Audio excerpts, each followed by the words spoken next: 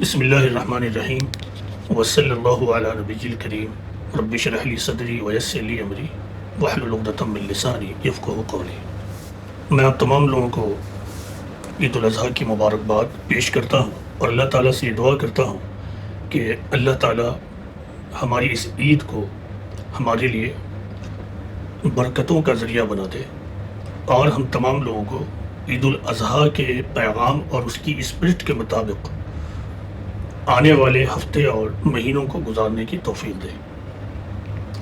دیکھیے، آپ کا یہ سوال کہ قربانی کا پیغام کیا ہے، تو عرض یہ ہے کہ ایک روایت ہے کہ لوگوں نے پیغمبر اسلام محمد صلی اللہ علیہ وسلم سے پوچھا کہ یا رسول اللہ ما هذه الاضاحی، اے اللہ کے رسول یہ قربانیاں کیا ہیں؟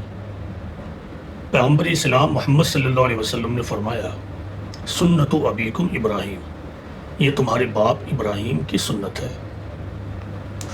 یہ حدیث رسول بتاتی ہے کہ یہ حج و قربانی دراصل ابراہیمی سنت کی پیروی ہے۔ آپ کو معلوم ہے کہ پیغمبروں کا سلسلہ، پروفٹس آف گاڈ کا سلسلہ حضرت آدم علیہ السلام سے شروع ہوا، جو پہلے انسان بھی تھے اور پہلے پیغمبر بھی تھے۔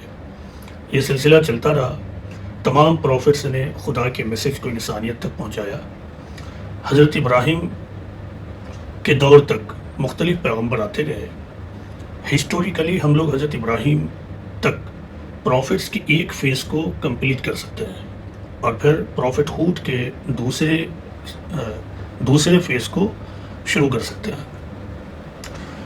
تو اب یہ سنت کیا؟ اب سوال یہ ہے کہ ابراہیم علیہ السلام کی سنت کیا ہے؟ پروفٹ ابراہیم علیہ السلام جس ایج میں پیدا ہوئے، جس ایج میں آپ عقل و شعور کو پہنچے، اس زمانے میں پچھلے پروفٹس کے اسٹرگل کے باوجود ہر طرف ڈیویشن تھا، خدا کے پرتی ڈس اوبیڈینس کا بھاؤ موجود تھا، لوگ اپنے ڈیزائرز کے مطابق زندگیاں گزارتے تھے، پولیٹسٹک اپروچ بہت کامن تھا۔ تو حضرت ابراہیم علیہ السلام ایسے ہی دور اور ایسے ہی فیز میں بڑے ہوئے۔ مختصراً میں عرض کروں کہ اللہ تعالیٰ نے حضرت ابراہیم علیہ السلام کو ایک بہت بڑے مقصد کے لیے سلیکٹ کیا، اور وہ یہ کہ اب تک پروفٹس کے اسٹرگل کے باوجود جو فیلئر ہے اور خدا کے دین کے آنے کے باوجود جو بگاڑ ہے، حضرت ابراہیم اس کو ریوائیو کریں، اس کو زندہ کریں۔ حضرت ابراہیم علیہ السلام نے اللہ تعالیٰ کے گائیڈنس اور کمانڈمنٹس اور حکم کے مطابق ویسا ہی کیا، اور اپنے آپ کو، اپنی بیوی کو اور اپنے بچے کو، اپنی پوری فیملی کو اس مشن میں جھونک دیا۔ اللہ تعالیٰ نے جب اس مشن کے لیے آپ کو پکارا، اس مشن کے تقاضے کے لیے جس چیز کا آپ سے ڈیمانڈ کیا، آپ نے اس کو اللہ کے حوالے کر دیا۔ اولاد مانگا، حضرت ابراہیم علیہ السلام نے اولاد دے دیا۔ بیوی کو اور فیملی کو کہا کہ جا کے ریگستان میں بساؤ تاکہ نیو جنریشن آگے بڑھے۔ شہروں کی حالت یہ تھی کہ بگاڑ عام تھا، شرک کا غلبہ چاروں طرف تھا۔ تو اب اللہ تعالیٰ نے یہ چاہا کہ جو متمدن علاقہ تھا، ڈیولپڈ اینڈ سویلائزڈ علاقہ تھا، اس سے بالکل الگ تھلگ ایک نیو کمیونٹی ڈیولپ ہو۔ حضرت ابراہیم علیہ السلام کو اس مقصد کی خاطر یہ حکم ہوا کہ اپنی فیملی کو بسا دو ریگستانی علاقے میں جا کر، جہاں نہ کوئی آبادی نہ لائف۔ اور اللہ تعالیٰ نے کہا کہ میں دیکھوں گا، میں اس کو مینیج کروں گا، لائف سپورٹنگ سسٹم میں وہاں مینیج کر لوں گا۔ حضرت ابراہیم علیہ السلام نے ایسا ہی کیا، اور پوری محنت اور اپنی تمام کیپیسٹی کے ساتھ اپنے آپ کو اس خدائی مشن میں جھونکا۔ اس کے بعد نئی نسل کی شروعات ہوئی، اور اسی نسل میں 570 عیسوی میں خدا کے آخری پروفٹ محمد بن عبداللہ صلی اللہ علیہ وسلم پیدا ہوئے۔ پھر اسی نسل میں، جسے نسل اسماعیل کہتے ہیں، بنی اسماعیل، اسی سے آپ کو وہ لوگ ملے جنہیں ہم اصحاب رسول کہتے ہیں، کمپینینس آف دی پروفٹ۔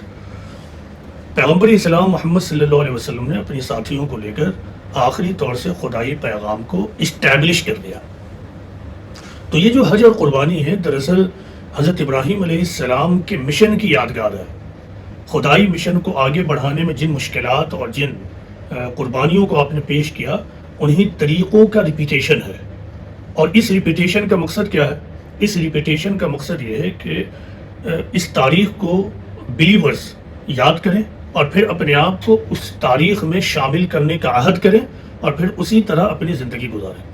کسی بھی بڑے مشن میں قربانی کا جذبہ اور قربانی کی فیلنگز اور تھنکنگ سب سے امپورٹنٹ چیز ہے۔ تو حج اور قربانی میں جانور کی قربانی دراصل اسی اسپرٹ کو زندہ کرنے کے لیے ہے۔ تو جو بات سمجھنے کی ہے وہ یہ ہے کہ جانور کی قربانی اصل قربانی نہیں ہے۔ جانور کی قربانی جو حج کے موقع سے بھی دیتے ہیں مینا کے مقام پر، اور پھر 10 ذی الحجہ کو تمام دنیا کے مسلمان اپنے اپنے مقام پر جو جانور کی قربانی پیش کرتے ہیں، وہی اصل قربانی نہیں، وہ دراصل ایک سمبولک قربانی ہے۔ اس قربانی کے ذریعہ قربانی کرنے والا اللہ تعالیٰ سے یہ عہد کرتا ہے، اللہ تعالیٰ کو موجود مانتے ہوئے، گاڈ کو موجود مانتے ہوئے یہ پلیج لیتا ہے کہ خدایا اگر ضرورت پڑی تو ہم اپنی جان کو اور اپنا سب کچھ نچھاور کر کر تیرے لیے اور انسانیت کے لیے کام کریں گے۔ جانور کی قربانی پیش کر کر جانور کی قربانی کرنے والا اس بات کا عہد کرتا ہے کہ خدایا تیرے دین کے لیے ہم ہر قسم کی قربانی دینے کو تیار ہیں۔ یہی وجہ ہے دیکھیے کہ قرآن میں یہ کہا گیا کہ لن ینال اللہ لحومها ولا دماؤها ولکن ینالہ التقوی منکم۔ اللہ تعالیٰ کہتے ہیں کہ تمہاری قربانی کا گوشت اور خون اللہ کو نہیں پہنچے گا، کیا پہنچے گا؟ تقوی۔ تو تقوی کا مطلب کیا ہے؟ تقوی کا اصطلاحی میننگ اور ٹرمینولوجیکل میننگ یہ ہے کہ اللہ اور اس کے رسول نے جس چیز کو کرنے کا حکم دیا ہے اس کے کرنے کا ارادہ اور حد، اور جس چیز سے روک دیا ہے اس کے نہ کرنے کا ارادہ اور حد، یہی تقوی۔ تو تقوی پہنچتا ہے۔ تو اس کانٹیکسٹ میں، قربانی کے کانٹیکسٹ میں تقوی کیا ہے کہ جو کچھ اللہ تعالیٰ نے کہا ہے کرنے کو ہم کریں گے، اور جس سے روک دیا اس سے ہم رک جائیں گے۔ تو اصل جو چیز پہنچے گی وہ یہ ارادہ۔ جانور کی قربانی یعنی ایک زندہ چیز کی قربانی اس بات کی علامت ہے کہ ہم اپنی زندگی بھی تیرے حوالے کرتے ہیں، ہم اپنی زندگی، اپنی جان بھی تیرے حوالے کرتے ہیں۔ تو یہی مختصراً قربانی اور حج دونوں کا پیغام ہے۔ ایک لائن میں یہ کہ حج و قربانی اس بات کا پیغام ہے، حج و قربانی کرنے والے اس بات کا عہد کرتے ہیں اور پلیج لیتے ہیں کہ خدایا ہم ابراہیمی مشن کو اپنی زندگی میں اڈاپٹ کر رہے ہیں، اور یہاں سے اپنی زندگی کو ہم ابراہیمی مشن کے ساتھ آگے بڑھائیں گے۔ بات سمجھ رہے ہیں؟ یعنی ہم تیرے پیغام کو تمام انسانیت تک پہنچاتے رہیں گے۔ یہی پیغام ہے، یہی پلیج ہے، اور یہی قربانی ہے۔ قربانی اصل اسی کی قربانی ہے جو اس پلیج کے ساتھ قربانی کرے۔ قربانی کرتے وقت قربانی کرنے والا اللہ کے سامنے یہ دعا کرتا ہے کہ ان صلاتی و نسکی و محیای و مماتی للہ رب العالمین، کہ بلا شبہ اے رب العالمین میری نماز اور میری قربانی اور میرا جینا اور میرا مرنا سب کچھ تیرے لیے ہے۔ اب سمجھیے کتنا بڑا عہد ہے۔ جانور کو قربان کرتے ہو قربانی کرنے والا یہ کہتا ہے اللہم منک ولک، اے اللہ یہ تیری طرف سے اور ہم اسے تیرے حوالے کرتے ہیں۔ تو کل کوئی شخص جانور کی قربانی کرے اور قربانی کے بعد باقی سال بھر من مرضیاں کرے، اپنے ڈیزائر کے مطابق زندگی گزارے، تو یہ تو دھوکے بازی ہوگی۔ کل حشر کے میدان میں ایسے تمام لوگ خدا کی عدالت میں کھڑے ہوں گے۔ اللہ تعالیٰ پوچھے گا تم تو یہ کہتے تھے اور تم نے کیا کیا؟ اس وقت کیا جواب ہوگا لوگوں کے پاس؟ یہ بہت ہی سیریس اور سنجیدہ معاملہ ہے جس پر ہم تمام لوگوں کو سوچنا ہے۔ آپ کا دوسرا سوال یہ ہے کہ ہندوستان جیسے ملک میں رہتے ہوئے ہمیں اپنے مذہبی تہواروں کو منانے کے لیے کن چیزوں پر دھیان دینا چاہیے؟ دیکھیے سوال بھی آپ کا بہت زیادہ اہم ہے۔ اس سلسلے میں میں آپ کے سامنے قرآن کی ایک آیت پیش کرتا ہوں۔ اللہ تعالیٰ یہ فرماتے ہیں کہ وَلَا تَسُبُّوا الَّذِينَ يَدْعُونَ مِن دُونِ اللَّهِ فَيَسُبُّوا اللَّهَ عَدْوًا بِغَيْرِ علم۔ آپ کو دیکھیے یاد رکھنا ہوگا کہ ہم ایک ایسی جگہ رہتے ہیں جہاں مختلف مذاہب اور مختلف دھرم کے ماننے والے لوگ ہیں۔ ہم ایک ایسی جگہ رہتے ہیں جہاں ڈیفرنٹ فیتھ کو فالو کرنے والے لوگ ہیں۔ ہم تن و تنہا نہیں رہتے ہیں۔ ہم ایک ایسی جگہ پر نہیں جہاں ایک ہی فیتھ کے ماننے والے لوگ ہوں۔ We are living among different faiths. تو ایسی حالت میں ہمارا طریقہ کیا ہوگا؟ اللہ اور اس کے رسول پروفٹ ہمیں کیا بتاتے ہیں؟ کیا ہم اپنے فیتھ کو فالو کرتے وقت دوسرے کے فیتھ کو نظر انداز کریں، دوسروں کے فیتھ کا مذاق اڑائیں، دوسروں کے جذبات کو ٹھیس پہنچائیں؟ کیا ہم فیسٹیول کو سیلیبریٹ کرتے وقت یا پھر قربانی کرتے وقت دوسروں کے جذبات اور عقیدے کا کوئی خیال نہ رکھیں؟ کیا اللہ اور اس کے رسول یہی کہتے ہیں؟ تو جب آپ قرآن اور حدیث کا مطالعہ کریں گے تو آپ کو معلوم ہوگا کہ اللہ اور اس کے رسول تو اس کے بالکل ڈفرینٹ بات کہتے ہیں. ابھی میں نے آیت پڑھی، وہ آیت پھر سے میں پڑھتا ہوں. وَلَا تَسُبُّوا الَّذِينَ يَدْعُونَ مِن دُونِ اللَّهِ فَيَسُبُّوا اللَّهَ عَدْوًا بِغَيْرِ علم. اللہ تعالیٰ کہتے ہیں کہ دیکھو، اللہ کے سوا جن کو یہ لوگ پکارتے ہیں انہیں تم گالی نہ دو، انہیں تم گالی مت دو، ورنہ یہ حد سے گزر کر نادانی میں اللہ کو گالی دیں گے. اب دیکھیں کتنی بڑی بات قرآن میں ہے. کیسے عجیب ہم مسلمان ہوں گے کہ ہم تک قرآن کی آیت نہ پہنچی ہو اور اس آیت کے رہتے ہوئے بھی ہم بہت ہی کیئرلیس لائف گزارے.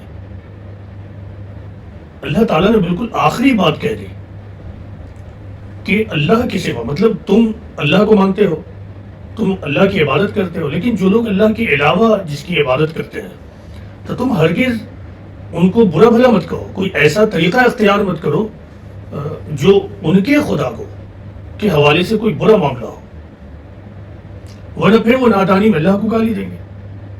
تو کسی بھی مذہبی تہوار، اسلام میں 2 ہی مذہبی تہوار ہیں، عید اور بقرعید. یہی تہوار ہیں جو اللہ اور اس کے رسول نے ہمیں دیا. اس کے علاوہ کوئی مذہبی تہوار ہمارے یہاں نہیں ہے. یہ 2 تہوار ہیں، 2 فیسٹیولز ہیں. ان دونوں کے درمیان ہمیں ان باتوں کا خیال رکھنا ہوگا.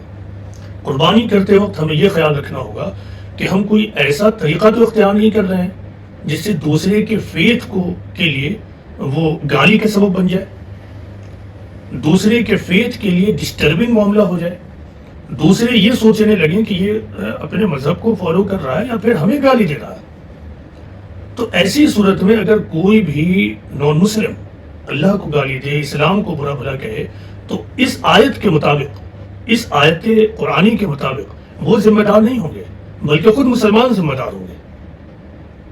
کل آخرت میں اللہ تعالیٰ مسلمانوں کو پکڑے گا کہ تم نے کیوں ایسی حرکت کی کہ جس کی وجہ سے وہ نادانی میں پڑھ کر اللہ اور اس کے دین کو برا بھلا سمجھنے لگے. تو یہ سنگین معاملہ ہے جس پر ہم تمام لوگوں کو سوچنا چاہیے، علماء کو لوگوں کو بتانا چاہیے کہ قربانی کرتے وقت تمہیں کن چیزوں کا خیال رکھنا ہے. اسی طرح جانور کے انتخاب میں ہمیں یہ سوچنا ہوگا کہ ہم کن جانوروں کی قربانی کریں.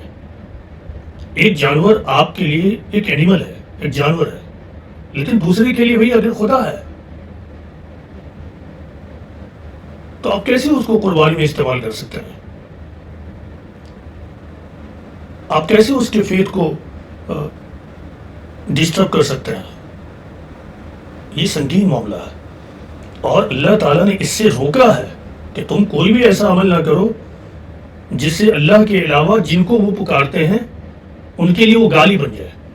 تو آپ اگر ایک چیز کو خدا نہیں سمجھتے ہیں لیکن دوسرا اسی چیز کو خدا سمجھتا ہے، تو اب اگر اس کے حوالے سے آپ کا رویہ انسینسٹیو ہو تو پھر یہ گالی کے ہم معنی بن جائے گا اور پھر وہ ہرٹ ہوں گے اور پھر ان رسپانس وہ نادانی میں اللہ کو گالی دیں گے، کریٹر آف دی یونیورس کو گالی دیں گے، حقیقی خدا کو گالی دیں گے. اس کا ذمہ دار کون ہوگا؟ اس کا ذمہ دار خود ہم ہوں گے، کوئی دوسرا نہیں ہوگا.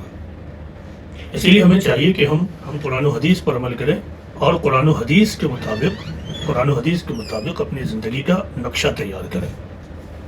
کوئی بھی عمل کرتے وقت، بالخصوص اگر ہم کوئی کام اللہ اور اس کے رسول کے نام پر کر رہے ہیں، اگر ہم اسلام کے نام پر کوئی کام کر رہے ہیں، تو ہمیں چاہیے کہ ہم قرآن اور حدیث سے رجوع کریں اور پھر یہ دیکھیں کہ اللہ اور اس کا رسول کسی کام کو کرنے کے لیے، مثلا تہوار اور فیسٹیول کو منانے کے لیے کیا طریقہ کار بتا رہے ہیں.